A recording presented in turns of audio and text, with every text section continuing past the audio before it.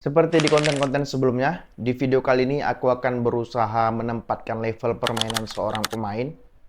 Maka dari itu ada 4 tahap pemain atau 4 level pemain. Yang pertama itu top, yang kedua itu bagus, yang ketiga itu oke, dan yang terakhir itu low ataupun mediocre, tapi aku punya bahasaku sendiri. Oke. Tapi sebelum itu bagi kalian yang suka video ini silahkan di subscribe, di komen, di like. Bagi yang nggak suka ya nggak apa-apa sih, di skip aja. Oke? Nah, kita akan mulai dari pemain atau dari pemain pertama, yaitu Enzo Fernandez. Gini, Enzo Fernandez itu datang pertengahan musim lalu ya kalau nggak salah. Dibeli ya 120 juta dari Benfica. Oke? Gini,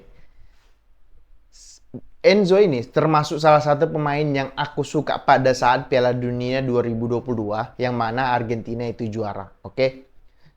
Sukanya karena apa? Yang pertama pekerja keras, yang kedua secara bakat ya cukup bagus gitu loh. Maka dari itulah Chelsea membeli dia. Aku lupa siapakah setelah atau sebelum Piala Dunia Chelsea beli dia. Kayaknya sih sebelum Piala Dunia, sebelum Piala Dunia sih dia dibeli kayaknya ya.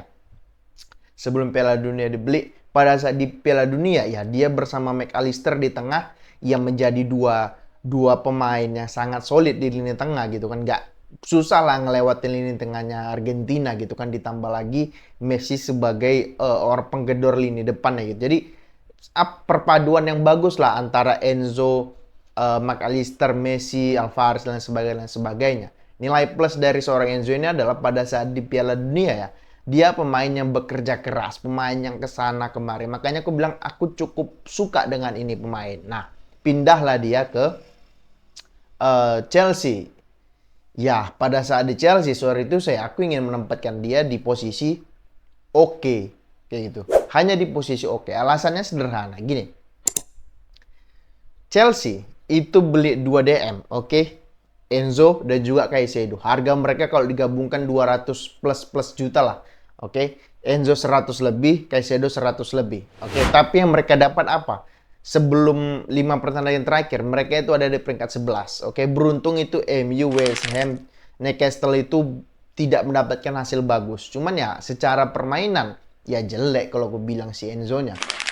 Aku nggak tahu kenapa. Mungkin bisa saja karena memang rekan setimnya itu tidak mendukung gaya bermain dia, atau memang inilah kualitas aslinya seorang Enzo yang mana di timnas Argentina ketutup karena peran seorang Messi ataupun sorot lampu itu ada di seorang Lionel Messi gitu loh. Aku nggak tahu kenapa, tapi ya secara bakat menurutku bagus, cuman secara penampilan yang ditampilkan Chelsea menurutku sih cuman sampai level oke kayak gitu. Ya sorry itu saya kepada fans Chelsea ataupun fans yang menganggap dia bagus ataupun top. Kalau aku pribadi tetap menempatkan dia di posisi oke gitu. Nah, di posisi kedua itu ada di posisi kedua. Nah, pemain kedua itu ada kompatriotnya di Liverpool. Di Liverpool yaitu di Liverpool di Argentina yaitu si McAllister. Sama seperti Enzo, waktu di Argentina ya luar biasa McAllister, di mana-mana bola ada dia gitu loh. Tapi ketika pindah di Liverpool ya tidak seperti di Argentina. Cuman aku tetap menempatkan dia berada di posisi ya naik selevel dari Enzo lah, karena lebih bagus permainannya dari Enzo ataupun peringkat Liverpool lebih bagus daripada Chelsea. Ya aku menempatkan dia di posisi bagus gitu. McAllister pada saat di Brighton ya luar biasa. Tapi ya levelnya Brighton nggak ada tekanan fans, nggak ada tekanan dari media, nggak ada tekanan dari pelatih. Karena ya Brighton kalau misalnya main bagus ya bersukaria fansnya, dan juga kalau bermain jelek ataupun kalah ya biasa aja karena memang levelnya mediocre. Gitu juga yang terjadi sama Potter kan, ketika pindah ke Chelsea ya flop, Caicedo ya flop gitu. Nah sekarang Azerbi apakah bisa menjawab tantangan ketika keluar dari Brighton ya belum tentu juga. Jadi ya McAllister salah satu pemain juga yang aku suka secara visi bermain ya, secara visi bermain. Kenapa aku taruh di bagus? Ya karena di antara banyaknya cedera pemain Liverpool dan juga kedalaman squadnya itu nggak begitu dalam gitu ya, menurutku McAllister salah satu pemain yang bisa ngangkat Liverpool di peringkat 3 di musim ini kayak gitu. Jadi kalau aku pribadi masih menempatkan dia di posisi bagus lah di atasnya Enzo kayak gitu. Nah, pemain yang ketiga itu ada Sancho. Nah, ini pemain yang pasti menjadi perdebatan bagi kita semua gitu. Oke, sebelum itu aku ingin menempatkan posisinya dulu. Ini mungkin kita akan berdebat panjang terkait dengan posisinya Sancho. Kalau aku pribadi menempatkan posisi Sancho itu cuma berada di posisi oke. Pasti kalian mungkin kalian berpikir loh kok oke gitu, apa yang ditunjukkan di Dortmund ya luar biasa. Oke ya benar. Cuman kita lihat dua klub dia sebelumnya, MU di Inggris, oke? Apa yang ditunjukkan dia di MU? Gak ada, nothing. Yang ditunjukkan dia di Inggris, dia bahkan jadi cadangan, oke? Bahkan melewati seorang Grealish, dia nggak pandai yang pemain cara bermain atau 11-12 dengan dia, oke? Maka dari itu kalau aku pribadi menempatkan dia di oke, kayak gitu. Orang bilang, ya dia masuk Liga Champions, dia bermain di semifinal bagus melawan PSG. Ya lawan PSG, coba lawannya Munchen, coba lawannya City, coba lawannya Madrid, selesai juga itu barang, gitu kan. Selesai itu barang, selesai kalau aku bilang. Ya sebelum dia datang ke MU, juga aku bilang fansnya kan demo, we want Sancho kata fansnya di depan Old Trafford. Kalau aku bilang aku melihat beberapa kali sebelum dia ke MU ya di Dortmund dia part pertamanya, aku melihat dia cara bermain dia biasa aja kayak gitu. Bukan pemain yang bisa ngangkat MU dan pada saat dia berlabuh ke MU digaji hampir 300.000 udah gila 300.000 itu 300.000 pounds ya 300.000 pounds itu kalau dirupiahkan mungkin kurang lebih 3 sampai 4 M ya seminggu 2 sampai 4 3 sampai 4 M apa nggak besar kepala dia melawan Ten Hag gitu kan. Jadi ya pada saat dia datang ke MU ya kelihatan nggak ada yang bisa diberikan dia. Aku nggak ingat kapan terakhir kali dia main bagus dan juga dia bisa ngangkat MU, nggak ada. Dia sprint biasa aja, skill biasa aja, visi apalagi, finishing apalagi. Jadi kalau menurutku apa nilai tambah dia? Nggak ada. Permainan dia itu sama kayak siapa ya? Kayak Doku, kayak Grealish. Ya kayak gitulah cara main. Suka nahan bola, suka menghambat serangan balik gitu ya. Ya banyak kan momen dia di MU yang sering menghambat serangan balik. Jadi kalau menurutku ya mungkin kita akan berdebat panjang terkait dengan dia, tapi kalau aku pribadi yang sering menonton dia main bahkan tiap minggu, bahkan ketika di Dortmund sekarang, ya biasa aja, cuman sampai level oke. Nggak sampai level bagus aja enggak gitu, ngerti nggak? Oke? Terserah sih kalian kalau mau sepakat atau enggak itu hak kalian gitu. Nah, yang level selanjutnya itu ada level pemain selanjutnya itu ada Akanji. Gini, Akanji, aku jujur aja nggak expect dia akan se-excel itu di Manchester City. Aku nggak nyangka karena ketika melihat dia bermain di Dortmund sebelumnya ya biasa aja. Maka dari itu aku ingin menempatkan posisi dia ada di posisi bagus kayak gitu.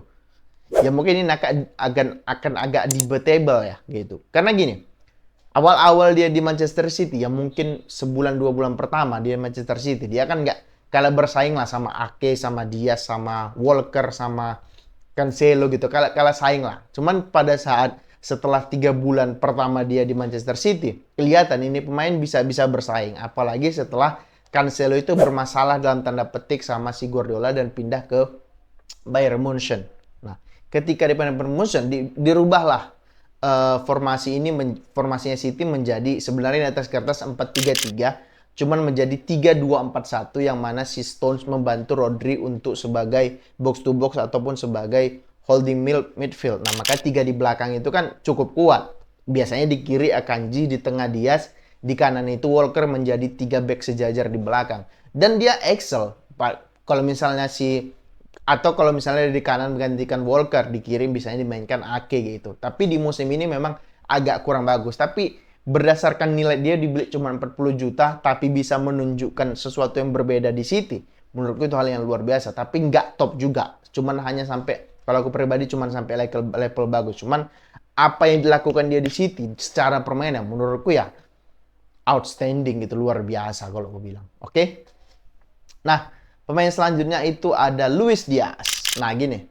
Sebenarnya gini, aku ingin menempatkan Luis Diaz ini berada di posisi top sekarang. Cuman aku menempatkan dia berada di posisi bagus.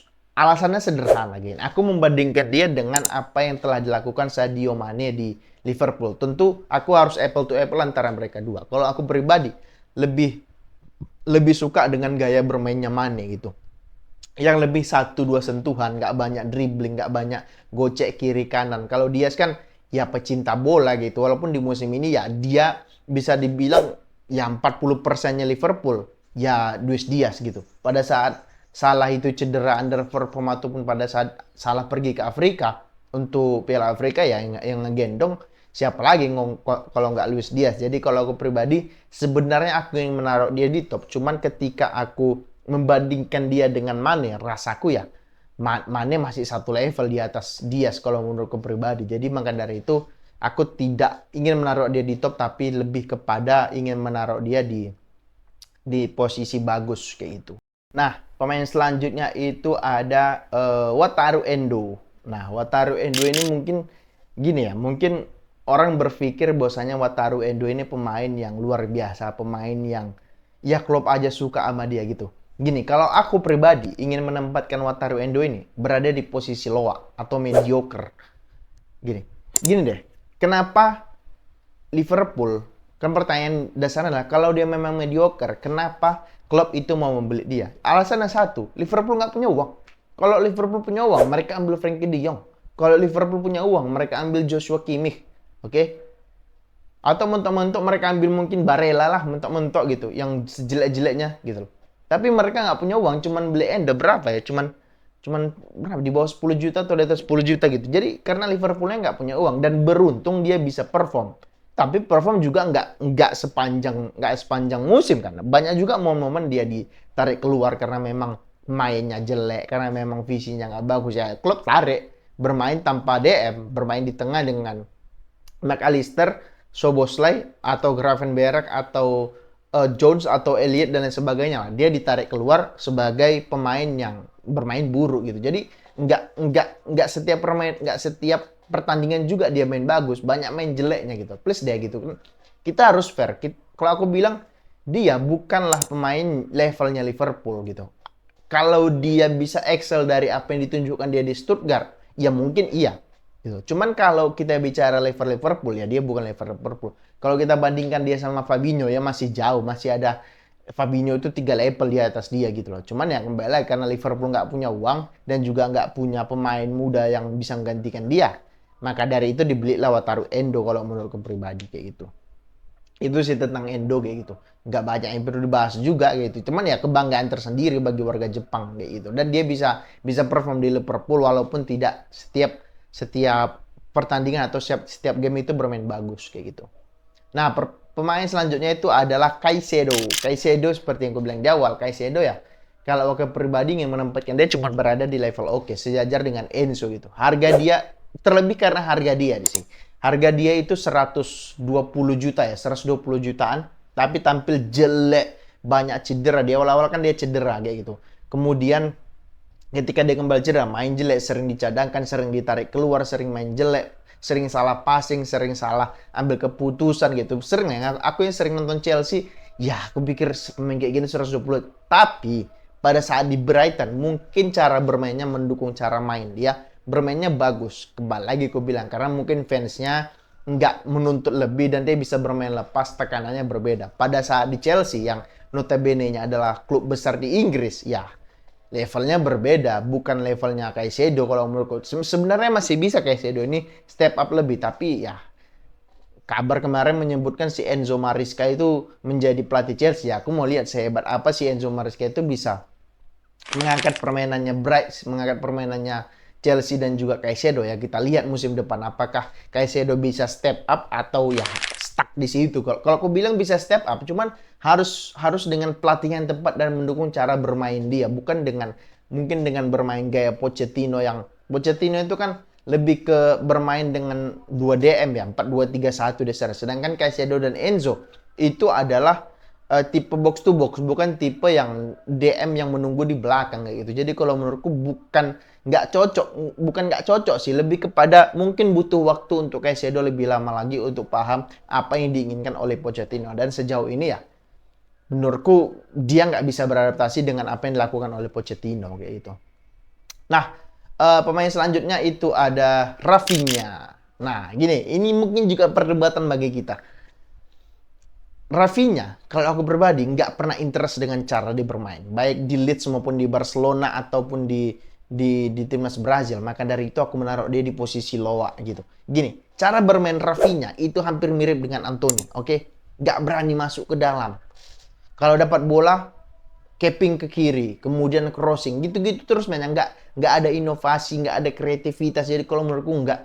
Ya kalau aku milih antara dia sama Witan, bagus milih Witan lagi. Kok kasarnya kayak gitu loh. Bukan karena ini Witannya orang Indonesia, nggak, lebih kepada karena nggak ini selera aja sih sebenarnya. Mungkin ya antara siapa lebih hebat, Ronaldo R9 atau CR7. Ya itu kan selera gitu. Ada yang milih R9 dengan alasannya ini, ada yang milih CR7 milih. Kalau aku pribadi ya jelek ini pemain, serius. Walaupun di beberapa pertandingan terakhir dia bisa cetak gol, bisa ngangkat Barca, tapi kalau aku bilang secara bakat bukan levelnya Barca. Kalau masih ada Pedro dulu di situ, masih ada ya pemain-pemain eranya Messi, Xavi, Iniesta, nggak akan masuk ini pemain, nggak akan masuk itu pemain, serius. Cadangan aja bahkan nggak dibeli aja mungkin nggak sama Pep ataupun sama Enrique, nggak akan masuk. Kalau menurutku pribadi ya kayak gitu. Nah, yang terakhir itu ada Joe Felix. Gini, Joe Felix aku ingin menempatkan dia untuk sekarang ya, dengan ngedropnya cara bermain dia ya, cuman berada di level oke gitu. Gini, aku salah satu orang yang menyukai Joe Felix. Joe Felix ini 11-12 sama Rashford. Secara bakat, ini kedua pemain luar biasa kalau aku bilang. Mereka selalu bisa ngelewati ketika 1-1. Cuman masalah mereka dua. Pertama, attitude. Attitude ini ya berkaitan dengan ya kerja keras di lapangan, gak mau cuman mau nunggu di depan. Yang kedua adalah inkonsistensi. Itu yang selalu terjadi dengan Rashford dan juga si Joe Felix. Tapi cuman aku salah satu orang yang menyukai Joe Felix. Serius, cara bermainnya itu luar biasa teman-teman. Di ATM juga biasa aja mainnya, ketika di Chelsea musim lalu setengah musim biasa aja. Musim ini di Barca bahkan kalah saing dengan Rafinha dan Lamine Yamal gitu. Jadi kalau aku bilang masalah sama ini pemain apa? Nggak tahu. Mungkin lebih kepada apa ya? Dia nggak mau bekerja keras untuk posisinya. Bukan tipe pemain yang suka bersaing mungkin kayak gitu. Jadi dia di mana-mana dicampakkan gitu. Jadi kita tunggu kemana dia akan berlabuh musim depan, apalagi dia udah ribut kan dengan ATM ya, kemana ATM akan buang dia, ataukah dia hanya akan jadi pemain cadangan. Tapi kalau aku pribadi sangat menyukai dengan cara bermainnya, cara bermain seorang Joe Felix kayak gitu. Oke, itu dulu konten kita kali ini. Bagi kalian yang suka silahkan di subscribe, di komen, di like. Bagi kalian yang nggak suka ya nggak apa-apa, di skip aja. Oke, terima kasih, semoga terhibur.